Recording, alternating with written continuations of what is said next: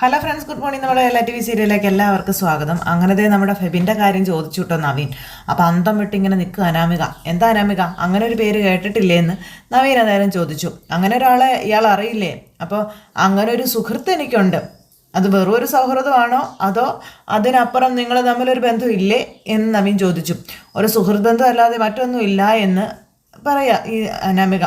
കഴിഞ്ഞ മാസം ജൂൺ മാസം 22-ാം തീയതി അന്ന് അനാമിക അനിരുദ്ധിൻ്റെ ഭാര്യയാണ്. അന്നേ ദിവസം ഹോട്ടൽ ജൂബിലി പാർക്കിൽ അനാമിക പോയിരുന്നില്ലേ എന്ന് ചോദിച്ചു. അപ്പോൾ അയ്യോ ഞാൻ ഓർക്കുന്നില്ല എന്ന് അനാമിക ജഡ്ജി നോക്കിയിരിക്കുക. അപ്പോൾ ഓർക്കുന്നില്ലെങ്കിൽ കുറച്ചുകൂടി വ്യക്തമായിട്ട് ഞാൻ കാര്യങ്ങൾ മനസ്സിലാക്കി തരട്ടെ എന്ന് ചോദിച്ചു. ജൂൺ 22-ന് ജൂബിലി പാർക്കിൽ അനാമിക പോയിരുന്നു. അപ്പോൾ ഇതെല്ലാം അവിടെ കുറിച്ച് വയ്ക്കുക നമ്മുടെ ജഡ്ജി. അപ്പോഴത്തേക്കും വേണുവിന് ടെൻഷനായി തുടങ്ങി. അന്ന് കൃത്യം 10 മണിക്ക് ഈ പറഞ്ഞ സ്റ്റെബിൻ അവിടെ എത്തിയിട്ടുണ്ടായിരുന്നു എന്ന കാര്യം പറയുന്നു. പിന്നെ 5 മിനിറ്റിന് ശേഷം അനാമികയും അവിടെ വരികയും ചെയ്തിരുന്നു. അതിനുശേഷം നിങ്ങൾ രണ്ടാളും ജൂബിലി പാർക്കിലെ 305-ാം നമ്പർ റൂമിലേക്ക് ഒന്നിച്ച് കയറിപ്പോയി എന്ന കാര്യവും പറയാം. അപ്പോഴേക്ക് ടെൻഷനായി അനാമികയ്ക്ക്, കയ്യും കാലും വിറയ്ക്കാൻ തുടങ്ങി. ആ മുറി ബുക്ക് ചെയ്തിരുന്നത് സ്റ്റെബിനായിരുന്നു എന്ന കാര്യം പറയുമ്പം ഇല്ല, അങ്ങനെ ഒരു സംഭവം നടന്നിട്ടില്ല എന്ന് പറഞ്ഞപ്പം നിക്ക് ബാക്കിയും കൂടി ഞാൻ പറയട്ടെ എന്ന് നമ്മുടെ നവീൻ. അന്നേ ദിവസം അനാമിക അനിരുദ്ധിൻ്റെ വീട്ടിലുണ്ടായിരുന്നില്ല, സ്വന്തം വീട്ടിലോട്ടും പോയിട്ടുമില്ല. ആ ദിവസം സ്റ്റെബിനൊപ്പം അനാമിക ജൂബിലി പാർക്കിലെ 305-ാം റൂമിലുണ്ടായിരുന്നു. ശരിയല്ലേ എന്ന് ചോദിച്ചു. വേണുവിൻ്റെ കയ്യും കാലും വിറയ്ക്കാൻ തുടങ്ങി. അപ്പോൾ വേണു ഇരുന്ന് ഇങ്ങനെ ടെൻഷൻ അടിക്കാം. പിറ്റേ ദിവസം കൃത്യം 11:30-നാണ് റൂം വെക്കേറ്റ് ചെയ്ത് നിങ്ങൾ രണ്ടാളും അവിടെ നിന്ന് പോയതെന്ന് പറയുമ്പം എന്തൊക്കെയാണ് സാർ ഈ പറയുന്നത്? ഈ ജൂബിലി പാർക്ക് എന്ന് പറയുന്ന ഹോട്ടൽ പോലും എനിക്ക് അറിയില്ല എന്ന് അനാമിക പറയുമ്പം മലോൺ ഏതോ ഒരു ഹോട്ടലിൻ്റെ പേരും പറഞ്ഞ് കള്ളക്കഥകൾ മെനഞ്ഞെടുക്കാണ് കോടീശ്വരനായ അനിരുദ്ധിന് വേണ്ടി അദ്ദേഹത്തിൻ്റെ സുഹൃത്തു കൂടിയായ എൻ്റെ ഓപ്പോസിഷൻ വക്കീലെന്ന് ഈ അനാമികയുടെ വക്കീൽ പറയണു. അപ്പോഴത്തേക്കും വക്കീലിൻ്റെ സമയം വരുമ്പം എല്ലാം വിശദമായി ക്രോസ് ചെയ്യാം, അതുവരെ ഒന്ന് ക്ഷമിക്കാൻ പറഞ്ഞു ആ വക്കീലിനോട് നമ്മുടെ ജഡ്ജി. അപ്പോഴേക്കും ആ വക്കീൽ ചമ്മി അവിടെ പോയിരുന്നു. അപ്പോൾ മൈ ലോൺ ജൂബിലി പാർക്ക് എന്ന ഹോട്ടൽ അറിയില്ലെന്നാണ് എൻ്റെ എതിർ കക്ഷി പറയുന്നത് എന്നും അങ്ങനെ ഒരു ഹോട്ടൽ സിറ്റിയിലുണ്ടെന്നും നമ്മുടെ നവീൻ പറയാം. ഞാൻ യാത്ര ചെയ്തു പോകുന്ന സമയത്ത് കാറിലിരുന്ന് കണ്ടിട്ടുണ്ട് എന്ന് പറഞ്ഞപ്പം അപ്പോൾ ആ ഹോട്ടൽ അറിയാമല്ലേ? ഇനി ഭക്ഷണം കഴിക്കാനായിട്ട് അവിടുത്തെ റെസ്റ്റോറൻറ്റിൽ പോയെന്ന് പറയുമോ? അങ്ങനെ പോയതായി ഞാൻ ഓർക്കുന്നില്ല എന്ന് അനാമിക. അനാമികയ്ക്ക് വിവാഹത്തിന് മുൻപ് ചില പ്രശ്നങ്ങളൊക്കെ ഉണ്ടായിരുന്നു എന്ന് അനാമിക തന്നെ സമ്മതിച്ചിട്ടുള്ള കാര്യമാണ്. അതുകൊണ്ട് ഇനി ഈ കാര്യത്തിലും ഓർമ്മപ്പശ കാണോ? അപ്പോൾ ഒരിക്കലും അല്ല, ഞാൻ ആ ഹോട്ടൽ ആർക്കൊപ്പം പോയിട്ടില്ല എന്ന് പറഞ്ഞു, അവിടെ തങ്ങിയിട്ടും ഇല്ല എന്നൊക്കെ പറയുമ്പോൾ ശരി. പിന്നെ ഹോട്ടൽ റെക്കോർഡ്സിൽ കാണുന്ന തെളിവുകളും കാര്യങ്ങളും ഒക്കെയോ? അപ്പോഴേക്കും യുവർ ഓണർ അത് മനഃപൂർവ്വം ക്രിയേറ്റ് ചെയ്തതാണെന്ന് പറഞ്ഞ വക്കീലെന്ന് പറയുമ്പം അവിടെ ഇരിക്കാൻ പറഞ്ഞു ജഡ്ജി ആ വക്കീലിനോട് വീണ്ടും. അപ്പോൾ അതേ വക്കീൽ ഇങ്ങനെ നവീനെ തുറച്ച് നോക്കുക. അന്നേരം വക്കീൽ സാറേ, കാലം ഒരുപാട് പുരോഗമിച്ചു പോയി. ഇന്ന് മുക്കിലും മൂലയിലും വരെ ക്യാമറകളും കാര്യങ്ങളൊക്കെ ഉണ്ട്. പിന്നെ ഒരു 4 സ്റ്റാർ ഹോട്ടൽ അതില്ലാതിരിക്കുമോ എന്ന് നമ്മുടെ നവീൻ ചോദിച്ചു. അതിനുശേഷം നവീൻ അതിൻ്റെ ആ ഒരു തെളിവും നമ്മുടെ ജഡ്ജിക്ക് കൊടുത്തു. ആ മേഡം അത് നോക്കിയപ്പോൾ എന്നാ നല്ല സുഖസുന്ദരമായിട്ട് 2 പേരും കൂടി കയറി പോകുന്നതൊക്കെ കണ്ടു. യു പ്രൊസീഡ് എന്ന് പറഞ്ഞു നവീനോട്. അപ്പം നവീൻ അത് കൊടുത്തതിന് ശേഷം ഇങ്ങോട്ടേക്ക് വന്നു. അനാമികയുടെ നാവ് കള്ളം പറഞ്ഞാലും ഹോട്ടലിലെ ക്യാമറ കള്ളം പറയില്ലല്ലോ.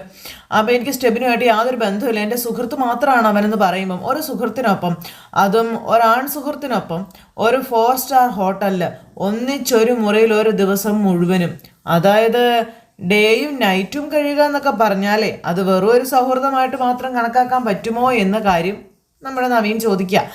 അപ്പോൾ അനാമികയ്ക്കും അനാമികയുടെ വീട്ടുകാർക്കും ഒരു പക്ഷേ അതിനൊക്കെ കഴിഞ്ഞേക്കും, എന്നാൽ സ്വന്തം ഭർത്താവിന് അതിനൊരിക്കലും കഴിയില്ല എന്ന് നമ്മുടെ നവീൻ പറയാം. അനിരുദ്ധിൻ്റെ ഭാര്യ ആയിരിക്കുമ്പോഴാണ് അനാമിക ഇങ്ങനെ ഒരു തെറ്റ് ചെയ്തിരിക്കുന്നതെന്നും പറയണു. അനാമികയ്ക്ക് കലി കയറാൻ തുടങ്ങി. അനാമിക ഇങ്ങനെ പല്ലും കടിച്ച് പിടിച്ച് നിൽക്കുക. ഇത്രയും പറഞ്ഞിട്ട് അനാമികയ്ക്ക് പോകാമെന്ന് പറഞ്ഞു. കോടതിക്ക് മുന്നിൽ കൈയും കുപ്പിക്കാണിച്ച് നമ്മുടെ അനാമിക പോയി.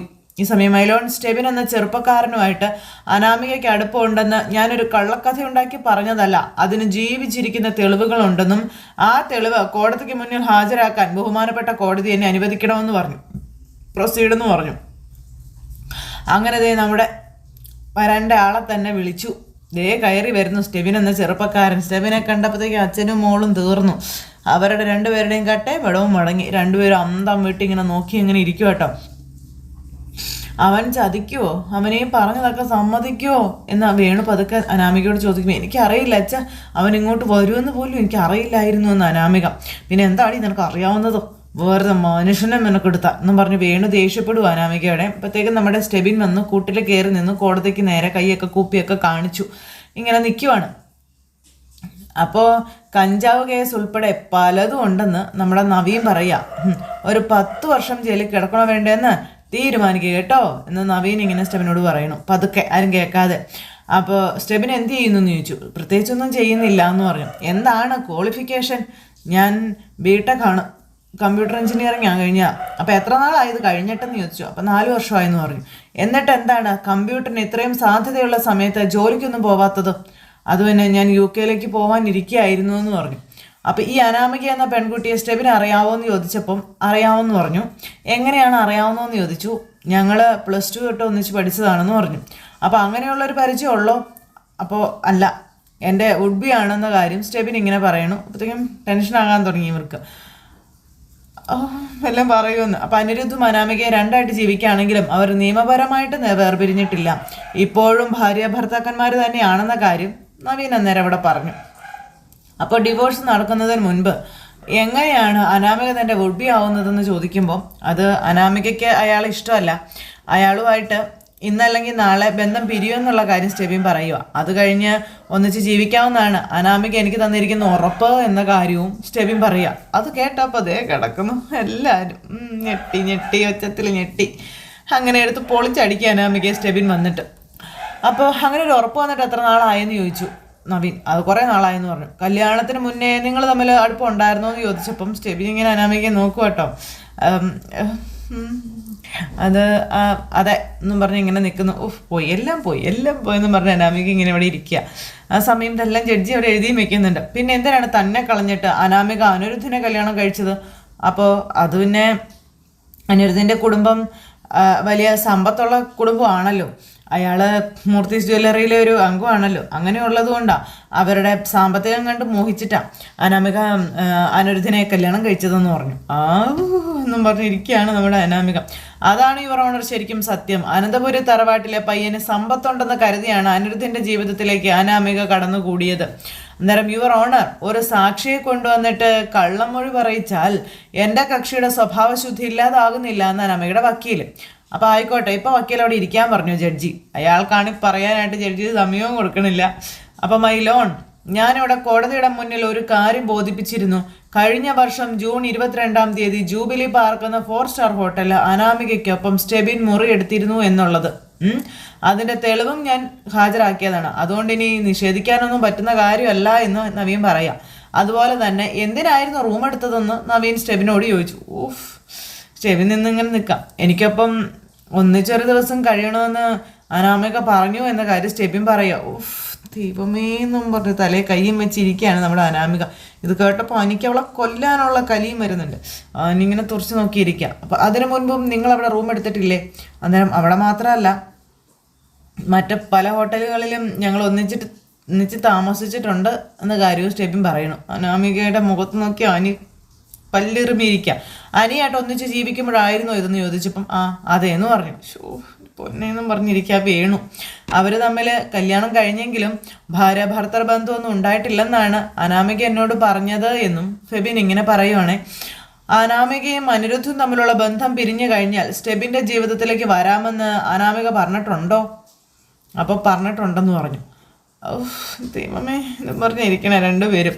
സ്റ്റെബിൻ UK പോകാൻ നിൽക്കുകയല്ലേ, അപ്പോൾ അനാമികയെ കൂടെ കൊണ്ടുപോകുമോ എന്ന് ചോദിച്ചു. കൊണ്ടുപോകുമെന്നും സ്റ്റെബിൻ പറയണു.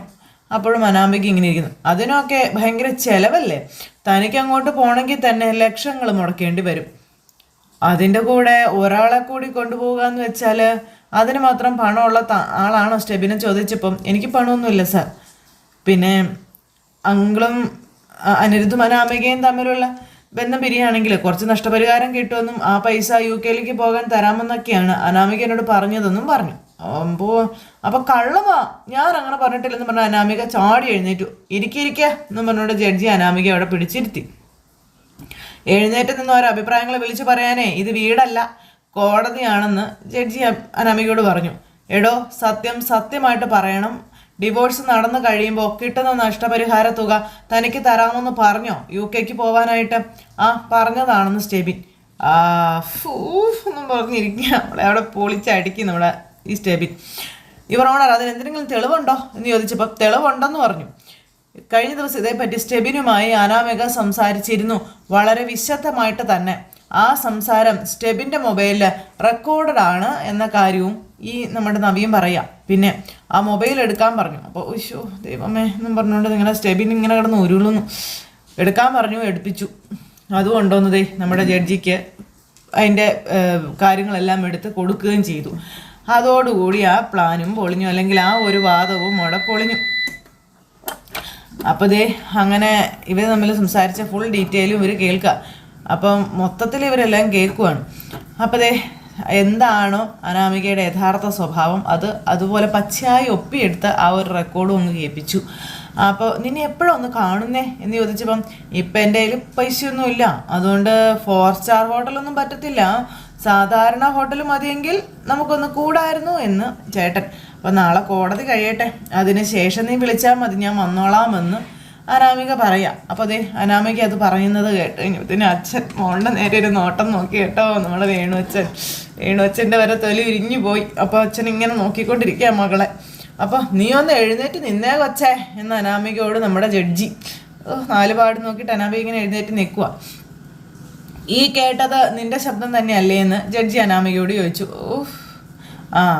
അതോടെ കള്ളം പറ, അല്ലാന്ന് നീ പറ. എന്താ വക്കീലെ, ഇങ്ങനെയുള്ള കേസൊക്കെയാണോ വക്കീൽ എടുക്കുന്നത് എന്ന് മറ്റേ വക്കീലിനോട് ജഡ്ജി ചോദിക്കുക. അപ്പോൾ അയാളിങ്ങനെ തൊലി ഉരിഞ്ഞ് ഇങ്ങനെ ഇരിക്കുക കേട്ടോ. അപ്പോൾ സ്റ്റെബിന് പോകാമെന്ന് പറഞ്ഞു നമ്മുടെ നവീൻ. സ്റ്റെബിൻ അവിടെ നിന്ന് അങ്ങോട്ടേക്ക് പോയി. സ്റ്റെബിൻ അങ്ങ് പോയി കഴിഞ്ഞപ്പം ഇനി കൂടുതലൊന്നും പറയാനില്ല യുവർ ഓണർ. സാധാരണ പെൺകുട്ടികൾ പോകാത്ത വഴികളിലൂടെയാണ് എൻ്റെ എതിർകക്ഷി സഞ്ചരിച്ചിരിക്കുന്നതെന്നും ഓരോന്ന് ചെയ്തു കൂട്ടിയിരിക്കുന്നതെന്നും അനിരുദ്ധൻ്റെ ജീവിതത്തിലേക്ക് കടന്നു ചെന്നിട്ട് അയാളോട് 1% പോലും നീതി പുലർത്തിയിട്ടില്ല, ആത്മാർത്ഥത എന്നൊന്ന് കാണിച്ചിട്ടില്ല അനാമിക എന്ന് പറഞ്ഞ പെൺകുട്ടി. ആയതിനാൽ എൻ്റെ കക്ഷിയും അനാമികയും തമ്മിലുള്ള വിവാഹബന്ധം നിയമപരമായി വേർപെടുത്തണമെന്ന് ഞാൻ ഈ കോടതിയോട് താഴ്മയായി അപേക്ഷിക്കുകയാണെന്ന കാര്യം പറയാൻ നമ്മുടെ നവീൻ. അങ്ങനെ അതും പറഞ്ഞ് നവീൻ അവിടെ ഇരിക്കുന്നു. മറ്റേ വക്കീലിനെ നോക്കിയൊന്ന് ചിരിക്കുകയും ചെയ്തു. നവീനും അതുപോലെ അന്തുവും അനാമികയെ അറപ്പോടുകൂടിയ നോക്കുന്നത്. കുട്ടിക്ക് എന്തെങ്കിലും പറയാനുണ്ടോ എന്ന് ചോദിച്ചു അനാമികയോട്. അപ്പോൾ ഞങ്ങൾക്ക് ജീവിക്കാൻ വേറെ ഒരു മാർഗവും ഇല്ല എന്ന് പറഞ്ഞു. ജീവിക്കാൻ മാർഗമില്ലെന്ന് കരുതി ആൾക്കാരെ പറ്റിക്കാൻ നടക്കുകയാണോ എന്ന് ചോദിച്ചു അന്നേരം ജഡ്ജി അനാമികയോട്. എടോ, താനൊന്ന് എഴുന്നേറ്റാടോ ഒന്ന് വേണുവിനോട്. വേണു അന്നേരം എഴുന്നേറ്റ് ഇങ്ങനെ നിൽക്കുക കേട്ടോ. തനിക്കിതാണോടോ പണി? മക്കളെ എവിടെയെങ്കിലും പറഞ്ഞു കേട്ടിട്ട് അവരെ കൊണ്ട് ജീവിക്കാമെന്നാണോടോ താൻ കരുതിയിരിക്കുന്നതെന്ന് ചോദിച്ചു. അയ്യോ എൻ്റെ ദൈവമേ എന്ന് പറഞ്ഞുകൊണ്ട് ഇങ്ങനെ നിൽക്കുക അനാമിക. തൻ്റെ കടബാധ്യതകളെല്ലാം തീർക്കാനുള്ളൂ തൻ്റെ ഉപാധിയാണോടോ തൻ്റെ മകള്? അതാണോ താൻ കണക്കാക്കി വെച്ചിരിക്കുന്നത്? അയ്യോ മേഡം, ഞാൻ കൂടുതലൊന്നും താൻ സംസാരിക്കേണ്ട, നിർത്തിക്കോളാൻ പറഞ്ഞു ജഡ്ജി. അനിരുദ്ധിൻ്റെ നിരപരാധിത്വം ഇതിനോടകം കോടതിക്ക് ബോധ്യമായിട്ടുള്ളതാണെന്ന്. അപ്പോഴേക്കും എല്ലാവരും ഇങ്ങനെ അന്തം ഇങ്ങനെ നോക്കുക കേട്ടോ. എന്നിട്ടും അനാമിക ഒരു പെൺകുട്ടിയാണ് എന്നുള്ളൊരു പരിഗണന വെച്ചിട്ടാണ് കോടതി ഇത്രയും നാൾ ഈ കേസ് നീട്ടിക്കൊണ്ട് പോയതെന്ന കാര്യവും ആ മേഡം പറയാം. അപ്പോഴും ഇനി ഇങ്ങനെ നോക്കുക കേട്ടോ. ഇനി ഈ കേസിൽ വാദം കേൾക്കാൻ കോടതിക്ക് തീരെ താല്പര്യമില്ല. അതുകൊണ്ട് അനിരുദ്ധിനും അനാമികയ്ക്കും 2 വഴിക്ക് പോകാമെന്നുള്ള കാര്യം നമ്മുടെ ജഡ്ജി പറയുന്നു. അപ്പോഴാണെന്ന് ശ്വാസം നേരെ വീണ് നമ്മുടെ അനിക്ക്. അയ്യോ എന്നും പറഞ്ഞുകൊണ്ട് അനാമികയും വേണു ഇങ്ങനെ നിൽക്കുക കേട്ടോ. നമ്മുടെ നവീൻ തലയെടുപ്പോടു കൂടി മറ്റേ വക്കീലിനെ നോക്കി ഇങ്ങനെ അവിടെ ഇരിക്കുന്നു. അതിന് ഈ കോടതി അനുമതി നൽകിയിരിക്കുകയാണെന്ന് പറഞ്ഞു. എൻ്റെ ദൈവം എന്നും പറഞ്ഞുകൊണ്ട് അനി ഇങ്ങനെ നന്ദുവിനെ നോക്കുക ആ സമയത്ത്. അയ്യോ മേഡം പറഞ്ഞു വേണു വിളിച്ചപ്പോൾ ഒന്നും താൻ പറയണ്ടെന്ന് പറഞ്ഞു. പെണ്ണിന് നീതി കിട്ടണമെങ്കിൽ അവൾ പെണ്ണായിരിക്കണമെന്ന കാര്യം മേഡം പറയാം. അവളുടെ ഭാഗത്ത് ഒരു ശരിയെങ്കിലും ഉണ്ടാവണമെന്നും പറഞ്ഞു. അങ്ങനെ നഷ്ടപരിഹാരം കിട്ടുന്ന തുകയും കൊണ്ട് കാമുകനൊപ്പം വിദേശത്ത് പോകാൻ നിൽക്കുന്ന തൻ്റെ മകളോട് കോടതി കനിയണമല്ലേ എന്നാ ജഡ്ജി ചോദിക്കുക. പിന്നെ എടോ, അതിനുള്ളതല്ല കോടതി, മനസ്സിലായോ? അതാദ്യം താൻ മനസ്സിലാക്കാൻ പറഞ്ഞു. അടുത്ത കേസ് വിളിക്കാൻ പറഞ്ഞു. അങ്ങനെ അതും പറഞ്ഞ് കാര്യങ്ങൾക്ക് തീർപ്പാക്കി. അതിനുശേഷം നവീന് കൈയൊക്കെ കൊടുത്ത് നമ്മുടെ അനാമികയുടെ വക്കീൽ എന്നെ കീപ്പിറ്റൊക്കെ പറഞ്ഞ് അങ്ങനെ പോകുന്നു. എന്തായാലും സന്തോഷമായി. എല്ലാവരും സന്തോഷമായിട്ട് നിൽക്കുമ്പം നമ്മുടെ അനി അങ്ങ് ഇറങ്ങിപ്പോവും. അപ്പം അനിയെ വിളിച്ചിട്ട് അതെ കാശുണ്ടായിട്ട് കാര്യമില്ല, പെൺകുട്ടികളെ തിരഞ്ഞെടുക്കുമ്പം അവരെക്കുറിച്ച് അല്പമെങ്കിലും അന്വേഷിക്കണം, അറിഞ്ഞിരിക്കണമെന്ന് അനിയോട് നമ്മുടെ ജഡ്ജി ഒരു താക്കീതായിട്ടും കൊടുത്തു. അങ്ങനെ അനി നേരം നന്ദുവിനെ നോക്കുക. അപ്പോൾ അതേ അതും കഴിഞ്ഞ് ഇവരിങ്ങ് ഇറങ്ങിപ്പോയിരുന്നു. ഈ സമയത്ത് വക്കീലിനെ വഴക്ക് പറയാ വേണു മകളും കൂടി, താൻ എവിടുത്തെ വക്കീലാന്നൊക്കെ ചോദിച്ചു. അപ്പോൾ എടോ അതിനിടയ്ക്ക് തൻ്റെ മകളുടെ കാമുകനാന്നും പറഞ്ഞു ഒരുത്തനെ അവർ കൊണ്ടുവന്നതില്ലേ, ഞാൻ കരുതിയോ അങ്ങനെയൊക്കെ സംഭവിക്കുമെന്ന്, താൻ എന്നെ പറയുന്നതെന്ന് ചോദിച്ച് ദേഷ്യപ്പെടും. അപ്പോഴത്തേക്കും സ്റ്റെബിൻ അങ്ങോട്ടേക്ക് ഇറങ്ങി വന്നു. അനാമിക ഇങ്ങനെ തുറച്ചു നോക്കുക കേട്ടോ. അപ്പോൾ അനാമിക സ്റ്റെബിനെ തുറച്ചു നോക്കിയപ്പോൾ സ്റ്റെബിനെ അങ്ങോട്ടേക്ക് പോയപ്പോൾ എടാ ദ്രോഹി എന്ന് പറഞ്ഞുകൊണ്ട് സ്റ്റെബിൻ്റെ കുത്തിന് കയറി പിടിച്ചു. വേണു നീ കാരണം എനിക്കെല്ലാം നഷ്ടപ്പെട്ടടാ എന്നും പറഞ്ഞു. അപ്പോൾ എടോ വിടടോ ഇത് കോടതി വളപ്പാന്നും പറഞ്ഞുകൊണ്ട് നമ്മുടെ വക്കീൽ വഴക്ക് പറഞ്ഞു. എടാ നീ എന്തിനാടാ എൻ്റെ മോളെ ഇങ്ങനെ പറഞ്ഞു പറ്റിച്ചത് എന്ന് ചോദിച്ചു. അപ്പോൾ നീയും കൂടെ പറഞ്ഞിട്ടല്ലേടാ ഞാൻ ഈ കേസുമായിട്ട് മുന്നോട്ട് പോയതെന്ന് അനാമിക ചോദിക്കാം. കേസ് ഒത്തുതീർപ്പാകുമ്പോൾ കിട്ടുന്ന പൈസയായിട്ട് UK പോകാമെന്നല്ലടാ നീ പറഞ്ഞതെന്നൊക്കെ ചോദിച്ചു. അവൻ്റെ ഒരു UK. അപ്പോൾ അതിനിടയിൽ എന്താ സംഭവിച്ചെന്നൊന്നും നിങ്ങൾക്കറിയില്ല എന്ന് സ്റ്റെബിൻ പറയാം. ഞാനിന്ന് കോടതിയിൽ വന്ന് നവീൻ വക്കീൽ പഠിപ്പിച്ചതൊക്കെ പറഞ്ഞില്ലായിരുന്നെങ്കിൽ ഞാനിന്ന് അകത്തായേനെ എന്ന് സ്റ്റെബിൻ അനാമികയോട് പറയുക. അതെങ്ങനാ അയാൾ നിന്നെ അകത്താക്കുന്നു എന്ന് ചോദിച്ചു. അതൊക്കെ ഉണ്ട് എന്ന് സ്റ്റെബിൻ പറയുന്നു. എൻ്റെ പേരിലുള്ള ചില കേസുകളൊക്കെ കുത്തിപ്പൊക്കുമെന്നും പറഞ്ഞ് എന്നെ ഭീഷണിപ്പെടുത്തിയ അയാൾ എന്നെ കോടതിയിൽ എത്തിച്ചതെന്ന കാര്യം സ്റ്റെബിൻ ഇവരോട് പറയാം. അതിന് മാത്രം എന്തു കേസാണ് നിൻ്റെ പേരിൽ ഉണ്ടായിരുന്നത് എന്ന് വക്കീൽ ചോദിച്ചു കേട്ടോ. അപ്പം കാണും സാറേ കാണുമെന്ന് വേണു, ഇവൻ്റെ മുഖം കണ്ടാൽ തന്നെ അറിയത്തില്ലേ കാണുമെന്ന്, ഇവൻ പക്കാ ക്രിമിനലാണെന്ന്. ഞാൻ അപ്പോഴേ പറഞ്ഞതാ ഇവനെ ഒന്നും വിശ്വസിച്ച് ഇവൻ്റെ ഒന്നും പിന്നാലെ നടക്കരുതെന്ന്, നീ കേട്ടില്ലല്ലോ എന്ന് വേണു മകളോട്. ഓഫ്. അങ്ങനെ ഇവർ നിൽക്കുമ്പോഴേക്കും അവരെല്ലാവരും കൂടെ ഇറങ്ങി വരുന്നു. ഒടാ പോ എന്നും പറഞ്ഞുകൊണ്ട് ഇങ്ങനെ നമ്മുടെ സ്റ്റെബിനെ അവിടെ നിന്ന് പറഞ്ഞു വിട്ടു വേണു. അപ്പോൾ പയ്യന്മാരുടെ മുന്നിലേക്ക് തല കുനിക്കേണ്ടി വരുന്ന വലിയ കുറച്ചിലാ കേട്ടോ നീ വക്കീൽ, അതുകൊണ്ട് ഞാൻ നിൽക്കുന്നില്ല ഞാൻ പോവാന്നും പറഞ്ഞിട്ട് ആ വക്കീൽ അവിടെ നിന്ന് അങ്ങോട്ടേക്ക് പോയി. അപ്പോൾ എന്താ വേണോ എന്നും ചോദിച്ചിട്ട് നമ്മുടെ നവീൻ അങ്ങോട്ടേക്ക് ഇറങ്ങി വന്നു. കേസ് ജയിക്കാൻ വേണ്ടി ഞാൻ ഏതറ്റം വരെയും പോകുന്നു, കഴിഞ്ഞൊരു കേസിൽ അച്ഛനും മോൾക്കും മനസ്സിലായതല്ലേ എന്ന് ചോദിച്ചു. എന്നിട്ട് നിങ്ങൾ എന്നെ വെല്ലുവിളിച്ചു, ഇപ്പം ആ വെല്ലുവിളിക്ക് അവസാനിച്ചില്ലേ, വേറെ ഒരു മാർഗ്ഗമില്ല എൻ്റെ സാറെ, രക്ഷിക്കണമെന്ന് വേണു. കോടതിയിലേക്ക് വന്നപ്പോൾ ഇതായിരുന്നില്ലല്ലോ സംസാര രീതിയെന്ന് നമ്മുടെ അനി ചോദിക്കുക ആ സമയം. എടോ ഏതെങ്കിലും അമ്പലത്തിൽ പോയി നിന്ന് പറ രക്ഷിക്കണേന്ന്, അപ്പം രക്ഷിക്കും അവിടെ വരുന്ന ഭക്തർ, മനസ്സിലായോ എന്ന് ചോദിച്ചു. ഓഹ്. അപ്പോൾ അല്ലെങ്കിലേ ഇടയ്ക്കിടയ്ക്ക് അമ്പലത്തിലേക്ക് പോയി നോക്കി തൊഴുതാൽ മതി, അപ്പോൾ അതിനകത്തുള്ള ആളെങ്കിലും രക്ഷിക്കുമെന്ന് നമ്മുടെ നന്ദു. അപ്പോൾ വേണുവിനത് ഇഷ്ടപ്പെട്ടില്ല. നമുക്ക് പോവാച്ചാ എന്നും പറഞ്ഞ അനാമിക. ആ സമയം വേണു മോളെയും കൂട്ടി എനിക്ക് ഇവരുടെ അമ്മയ്ക്കപ്പോൾ ചിലപ്പോൾ ആത്മഹത്യയൊക്കെ ചെയ്യേണ്ടി വരും, അങ്ങനെയെങ്കിൽ നിന്നോടൊക്കെ പകരം ചോദിക്കും ഞങ്ങളുടെ ആത്മാക്കളെന്ന് വേണു പറയാം. ഓ അതങ്ങനെ ആയിക്കോട്ടെ കേട്ടോ എന്ന് നമ്മുടെ അനി. അത് കഴിഞ്ഞിട്ട് വക്കീലെ ചെവിയിൽ നുള്ളിക്കോ. അപ്പം ശരി ആയിക്കോട്ടെ. വക്കീൽ ഇവനോടും ഇവളോടും കാണിക്കുന്ന ഈ ആത്മാർത്ഥതയ്ക്ക് ഉണ്ടല്ലോ, ഇവർ രണ്ടുപേരും കൂടി വക്കീലിനെ തേച്ചിരിക്കും. അന്നേരം ആയിക്കോട്ടെ, അത് ഞാൻ സഹിച്ചാൽ പോരേന്ന് ചോദിച്ചു നമ്മുടെ നവി. ഇപ്പോഴേ ഇയാൾ മോളെയും വിളിച്ചുകൊണ്ട് പോകാൻ നോക്കാൻ പറഞ്ഞു. അങ്ങനെ മോളെയും വിളിച്ചുകൊണ്ട് നമ്മുടെ വേണു അവിടെ നിന്ന് അങ്ങ് പോയി കഴിഞ്ഞപ്പോഴത്തേക്കും ഞാൻ കോടതിയിൽ നിന്നോട് ആത്മാർത്ഥത കാണിക്കില്ല എന്നൊരു തോന്നൽ നിനക്കുണ്ടായിരുന്നു, ഇപ്പം നിൻ്റെ പേടി മാറിയെന്ന് ചോദിച്ചു. അതൊക്കെ എനിക്കറിയാം, അതുകൊണ്ടാണല്ലോ നിൻ്റെ മുത്തച്ഛനെ കൊണ്ട് പോലും എൻ്റെ മുത്തച്ഛനെ വിളിപ്പിച്ചത്. പനി ഇങ്ങനെ ആകെ വിഷമിച്ചിങ്ങനെ നിൽക്കുക. പിന്നെ നന്ദു എന്നോട് ഇടയ്ക്ക് പറഞ്ഞായിരുന്നു എങ്ങനെയെങ്കിലും ഈ ഡിവോഴ്സ് ഒന്ന് നടത്തി കൊടുക്കണം എന്ന്. ഞാൻ എൻ്റെ വാക്ക് പാലിച്ചിട്ടുണ്ട് കേട്ടോ, ഇനി നീയും സഹകരിക്കണം കേട്ടോ എന്ന് നവീൻ പറഞ്ഞു. ഞാനും നന്ദുവും തമ്മിലുള്ള വിവാഹത്തിന് എന്തെങ്കിലുമൊക്കെ തടസ്സം ഉണ്ടെങ്കിൽ നീ വേണം ആ തടസ്സങ്ങളൊക്കെ നീക്കി തരാനെന്ന് നവീൻ പറഞ്ഞു. തടസ്സമെന്ന് ഞാൻ പറഞ്ഞതേ എൻ്റെ അമ്മയുടെ കാര്യം തന്നെയാണ് കേട്ടോ. പിന്നെ അമ്മയുടെ മുമ്പിൽ ഇതുവരെ ഞാൻ നന്ദുവിൻ്റെ കാര്യം അവതരിപ്പിച്ചിട്ടില്ല. അത് പറയുമ്പോൾ ഒരു പൊട്ടിത്തെറി ഉണ്ടായാൽ നീ നിൻ്റെ മുത്തശ്ശനെയും മുത്തശ്ശിയും കൂട്ടി എൻ്റെ വീട്ടിലേക്കൊന്ന് വരണം, എന്നിട്ട് അവരോടൊക്കെ ഒന്ന് ഉപദേശിക്കാൻ പറയണം. അല്ല അങ്ങനെ ഉപദേശിച്ചാലും നിൻ്റെ അമ്മ ഇവളെപ്പോലെ ഒരു പെണ്ണിനെ മരുമകളായിട്ട് വേണമെന്ന് പറയുമെന്ന് ചോദിച്ചു. അങ്ങനെ പറഞ്ഞില്ലെങ്കിലേ എനിക്ക് ചിലപ്പോൾ അമ്മയെ ധിക്കരിക്കേണ്ടതായിട്ട് വരുമെന്നൊക്കെ നമ്മുടെ നവീൻ പറയുക. അങ്ങനെ ധിക്കരിക്കേണ്ടതായിട്ട് വന്നാൽ പിന്നീടുള്ള എല്ലാ കാര്യങ്ങൾക്കും നിൻ്റെ സപ്പോർട്ട് ഉണ്ടാവണം. എന്താ ഉണ്ടാവത്തില്ലേന്ന് ചോദിച്ചു. നോക്കാവെന്ന് പറഞ്ഞു. ശരി എന്നും പറഞ്ഞ് അനി അവിടെ നിൽക്കുമ്പോൾ നന്ദു നവീനും കൂടെ പോവുക. നവീൻ എന്നിട്ട് ഇങ്ങനെ നന്ദുവിനെ നോക്കുന്നു, നന്ദു തിരിച്ച് അനിയെ നോക്കണു. അങ്ങനെ അവരങ്ങ് പോയി. നമ്മുടെ അനി ബന്ധം പിരിഞ്ഞത് ഇഷ്ടപ്പെട്ട പെണ്ണുമായിട്ട് ബന്ധം കൂടാനാണെന്നും അതിന് നടക്കത്തില്ലെന്നാണ് തോന്നുന്നതെന്നും പറഞ്ഞുകൊണ്ട് നമ്മുടെ അനി ഇങ്ങനെ അവിടെ നിൽക്കുന്ന ഒരു സാഹചര്യം കാണിച്ചുകൊണ്ട് ഇന്നത്തെ കഥ അവസാനിച്ചു. അപ്പോൾ എല്ലാവരും കാത്തിരുന്ന് കാണണം കേട്ടോ. എല്ലാവർക്കും നല്ലൊരു ദിവസം ആശംസിക്കുകയാണെങ്കിൽ എല്ലാവരുടെയും സപ്പോർട്ടിനും സ്നേഹത്തിനും ഒത്തിരി നന്ദി അറിയിക്കുന്നു. വീണ്ടും കാണുന്നത് വരെ എല്ലാവർക്കും ടാറ്റാ, see again, take care, bye by.